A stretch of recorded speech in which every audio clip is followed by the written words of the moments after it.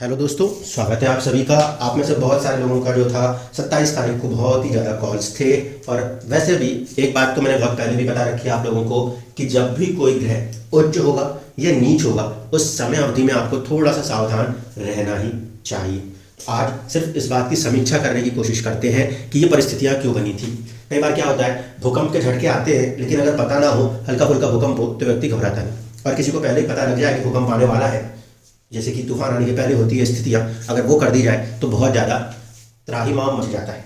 इसीलिए कुछ चीज़ों को क्योंकि हम रोक नहीं सकते, उन फैक्टर्स को हमें आगे बढ़ा के छोड़ देना ही उचित होता है। इस कारण से इस तरीके से जब कोई ग्रह नीच होता है वहाँ पे बहुत ज़्यादा वीडियोस को तवज्जो नहीं दी जाती। देखिए, सबसे पहली चीज़ कि शुक्र देव जो हैं वो नीच राशि अवस्था में आते हैं 6 नंबर की राशि में, और 6 नंबर की राशि जो है वो कहीं ना कहीं काल पुरुष कुंडली के छठे घर में भी आती है। ऐसी स्थिति में सिर्फ अगर कारक तत्वों को लेकर बात करूं तो शुक्र किसी भी व्यक्ति के जीवन में उसके रिलेशनशिप्स को दर्शाता है। यहाँ पे रिलेशनशिप से सिर्फ हस्बैंड वाइफ, गर्लफ्रेंड बॉयफ्रेंड इस तरीके से मत देखिएगा दोस्तों। साझेदारी जो है वो भी एक प्रकार से रिलेशनशिप से ही है।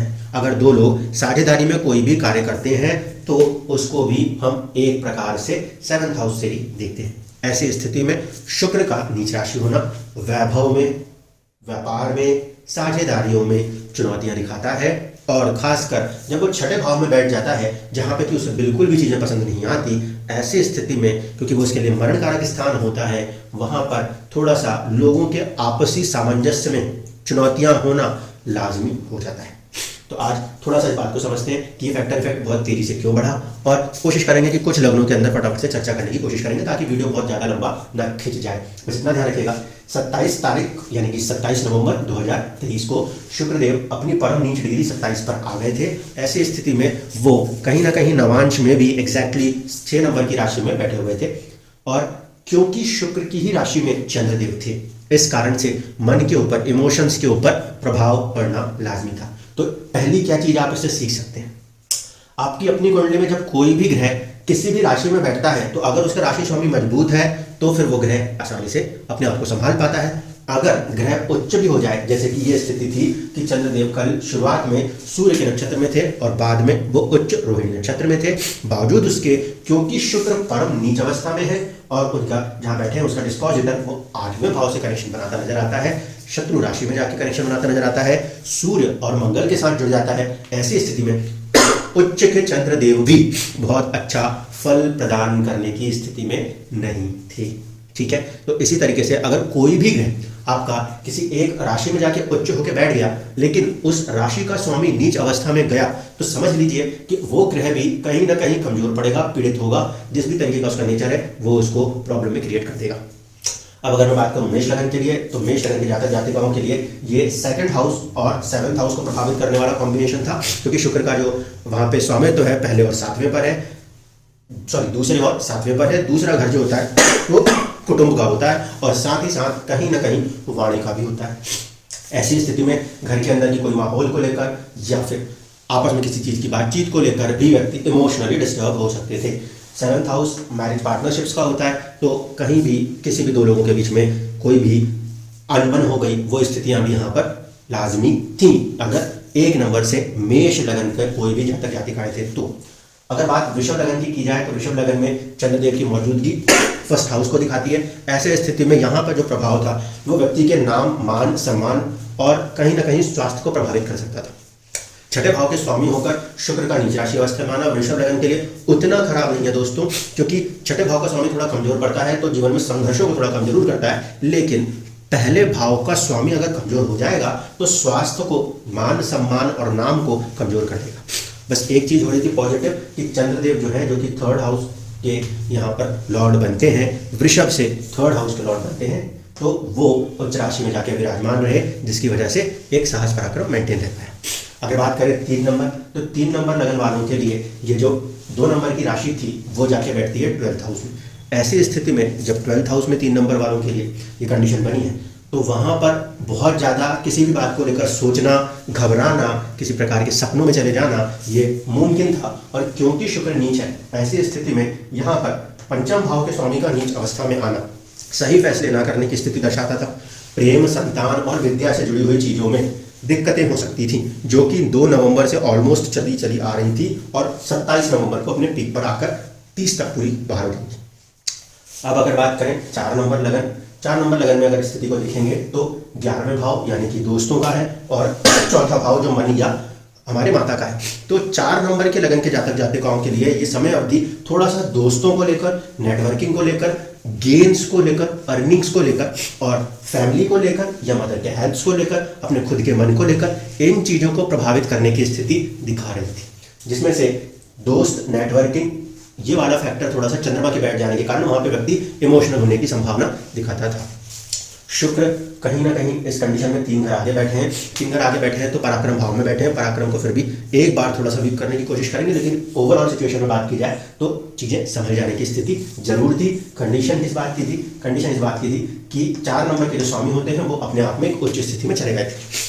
इसके बाद अगर बात करें सिंह लगन, सिंह राशि के जातक जातिकाओं के लिए, तो यहाँ पर जो ये स्थिति है अवमन, ये 10th हाउस में चंद्रमा जाके बैठे थे और यहाँ पे जो शुक्र की दूसरी राशि है वो 3रे भाव में आती है।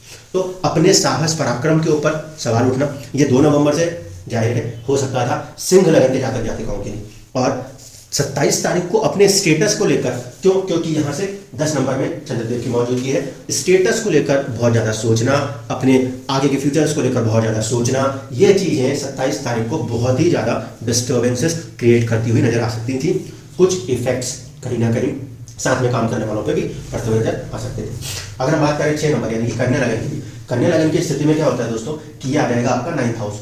तो अगर 6 नंबर का लगन उदित होता है तो वहां पर बॉसेस के साथ, हायर लर्निंग्स के अंदर या अपने फादर के साथ, इन चीज़ों में वहां पे कोई बात को लेकर व्यक्ति इमोशनल हो सकते थे। प्रभाव कहां पर होता है इस कंडीशन में?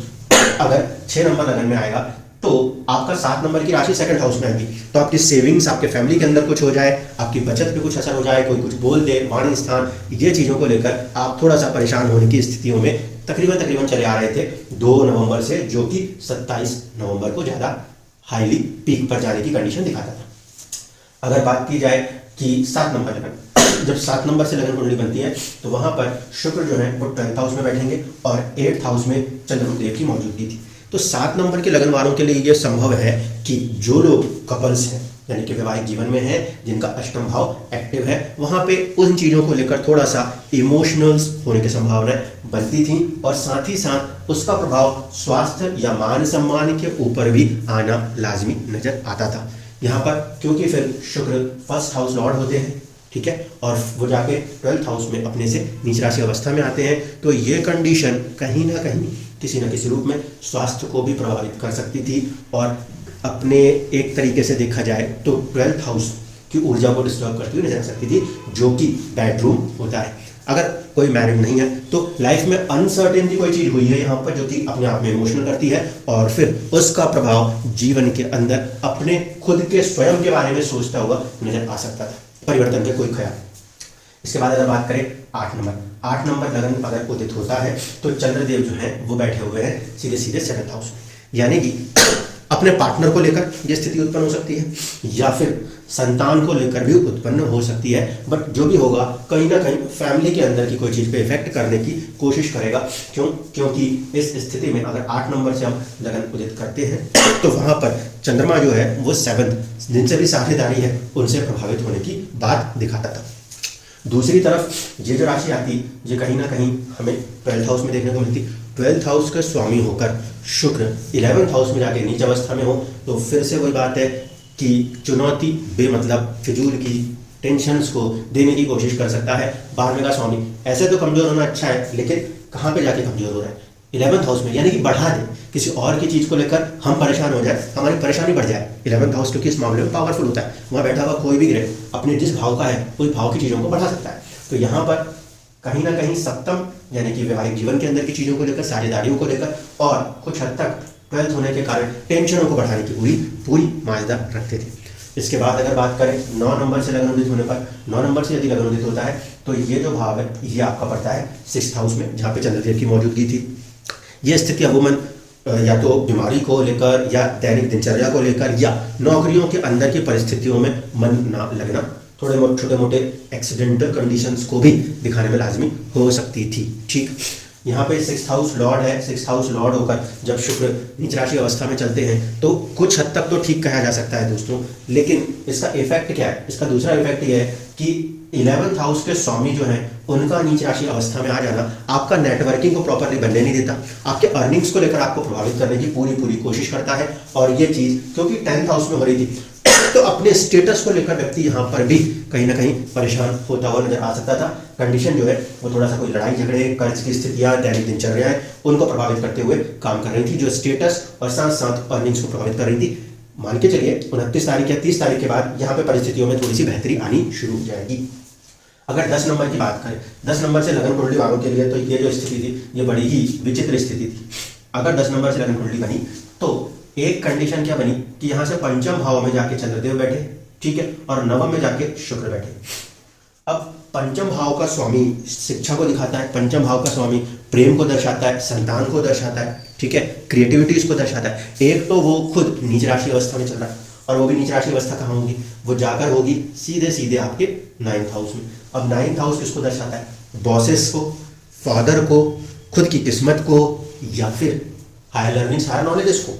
ऐसे स्थिति में ये 2 नवंबर से लेकर ऑलमोस्ट 27 नवंबर जो कि पीक डे था उसे हायर लर्निंग्स को इफेक्ट कर रहा था। और 5th हाउस कहीं ना कहीं प्रेम, संतान, इन चीज़ों को लेकर प्रभावित करता नजर आता था, जो कि मेजर इफेक्ट्स इन 2 एरिया के ऊपर होना लाजमी था। कुछ लोगों को यहाँ पर काफ़ी ज़्यादा sentimental emotionals up and down का सामना करना पड़ा जहाँ जहाँ पे दशाएं चली वहाँ पर, ठीक है। वो इस कारण से क्योंकि 10 नंबर लगन कुंडली में शुक्र एक योग कारक ग्रह है दोस्तों, और उसका नीच राशि अवस्था में आके परेशान होना जाहिर सी बात है बहुत सारी चीज़ों में जिंदगी के अंदर एक प्रकार से अप्स एंड डाउन की कोशिश करने लगता है। क्योंकि यहाँ से ये 10th हाउस का भी स्वामी है, ठीक है, तो 10वें हाउस का स्वामी होने के कारण कुछ हद तक कार्य क्षेत्र को लेकर, स्टेटस को लेकर भी आप 2 नवंबर से लेकर ऑलमोस्ट 29 नवंबर तक चीज़ों को सोचते हुए नजर आ सकते हैं। बस ये है कि उसका जो नेगेटिव पीक था, नीच राशि अवस्था थी, वो खत्म हो चुकी है। अब ऐसे लोग अपनी शिक्षा के अंदर, अपने स्टेटस के अंदर एक राइज की तरफ बढ़ना शुरू कर देंगे ऑलमोस्ट 30 नवंबर के बाद से। इसके बाद अगर हम बात करते हैं कुंभ लगन के लिए, तो कुंभ लगन वालों के लिए भी यह स्थिति बहुत अच्छी नहीं कही जा सकती, क्योंकि उस फॉर्मेशन में जब 4th हाउस है जहाँ पे कि चंद्रदेव बैठे थे, 4th हाउस में बैठा हुआ चंद्रमा तो बलवान था, उच्च का भी था, यानी कि एक तो नीम और करेले वाली स्थिति पैदा हो रही है। क्यों? कारण क्या है दोस्तों? यहाँ पर पहली चीज कि ये स्वामी कहाँ का? 6ठे भाव का, ठीक है, और दूसरा हो रहा उच्च, तीसरा 4थे भाव में दिशा बली ले लेगा। ऐसे स्थिति में 11 नंबर के लगन में ज्यादा संभावनाएं थी अपने ही मन के अंदर बहुत ज्यादा पीड़ित हो जाना, अपने ही मन के अंदर बहुत ज्यादा प्रभावित हो जाना, और कहीं ना कहीं उन चीजों को लेकर अपने अंदर ऐसे कोई भाव उत्पन्न कर लेना जो लड़ाई झगड़े की स्थितियों को भी उत्पन्न कर सकते थे, ठीक है, पहली कंडीशन। फिर देखिए यहाँ पे भी शुक्र योग कारक होते हैं, क्योंकि एक तरफ से 4थे के स्वामी है, और दूसरी कंडीशन में हम बात करें तो 7म, 8म, 9म, तो 9म के भी स्वामी है। 11 नंबर के जितने भी अभी यहाँ पे लोग हैं, यानी कि चंद्र राशि से लगा लीजिए या फिर अपने आप में लगन से लगा लीजिए, उस स्थिति में उनका 9th हाउस लॉर्ड भी नीच राशि अवस्था में चल रहा है और 8वें घर में चल रहा है। इसके कारण 4थे भाव का स्वामी भी उसी स्थिति में चलने के कारण बहुत ज्यादा डिस्टर्ब चलते हुए नजर आते हैं, खासकर चंद्र राशि से ध्यान रखिएगा, बहुत ज्यादा डिस्टर्ब चलते हुए नजर आ रहे हैं। और वो भी क्यों?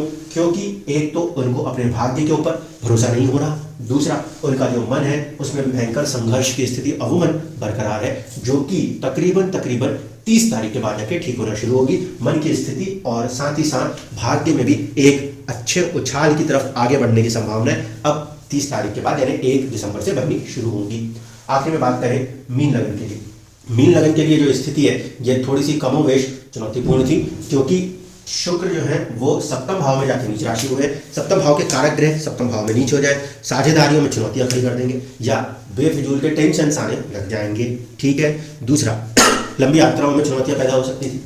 साथ ही साथ अगर हम देखें तो यहाँ से ये 3 घर आते हैं, यानी कि हमारे पराक्रम भाव के स्वामी होते हैं, पराक्रम भाव का स्वामी नीच अवस्था में हो तो हम कुछ करना भी चाहते हैं तो भी कोई चीज़ हमें पीछे खींच लेती। ये स्थिति अमूमन 2 नवंबर से लेकर 29 नवंबर तक की है, जिसमें कि 27 नवंबर एक पीक डे था, मतलब किसी चीज़ को करने के लिए फोर्स कर दिया गया हो, ऐसी स्थिति बन सकती थी। दूसरी तरफ पे अगर हम देखें तो 12 नंबर से कुंडली जब बनती है तो 8म भाव के स्वामी भी शुक्रदेव होते हैं। अब शुक्रदेव यहाँ पे 8म के स्वामियों के 7म पे बैठे हैं, जिन लोगों का वैवाहिक जीवन चल रहा है वहां पर एक समस्या खड़ी हो सकती थी, वो ये कि 8म यानी कि ससुराल पक्ष से लेकर या अष्टम यानी अचानक के तत्व को लेकर और प्रभाव किसके ऊपर, मैरिज लाइफ के ऊपर आने की चांसेस बन सकती थी, जहां पर कि इसी प्रकार के साहस पराक्रम वाली स्थिति उत्पन्न हो जाती। साहस पराक्रम मतलब आगे बढ़कर किसी चीज को आपको डील करना पड़ जाए, टैकल करना पड़ जाए, ऐसी परिस्थितियां इसमें उत्पन्न होने के पूरे पूरे संभावना बन रही थी। क्योंकि अष्टमेश नीच राशि अवस्था में आना ऐसे तो अच्छा है कि चीजों को डिले ना करेगा, लेकिन वैवाहिक जीवन के भाव में उसका कारक ग्रह शुक्र होकर नीच राशि होना यह कदापि अच्छा नहीं कहा जा सकता, क्योंकि भाव भी पीड़ित हुआ। ठीक है, भावेश तो वैसे ही आगे चला गया, भाग्य में गया, ठीक है, लेकिन शत्रु राशि में गया, और कारक भी कहीं ना कहीं शुक्र खुद वो प्रभावित हुआ है। दृष्टि के हिसाब से अगर मैं बात करूं फाइनली, तो बस गुरुदेव ने लगन में बैठकर एक पॉजिटिव थॉट प्रोसेस बनाए रखा, जिसके दम पर शुक्र जो है यहाँ पर चीजों को संभालने की स्थिति में बरकरार थे, जिससे कि काफी हद तक जो एक नेगेटिविटी हो सकती थी, वो नेगेटिविटी के प्रभाव को रोकने की कंडीशन कोई एक टेम्परेटिव वे में काम करती हुई नजर आती थी। धन्यवाद।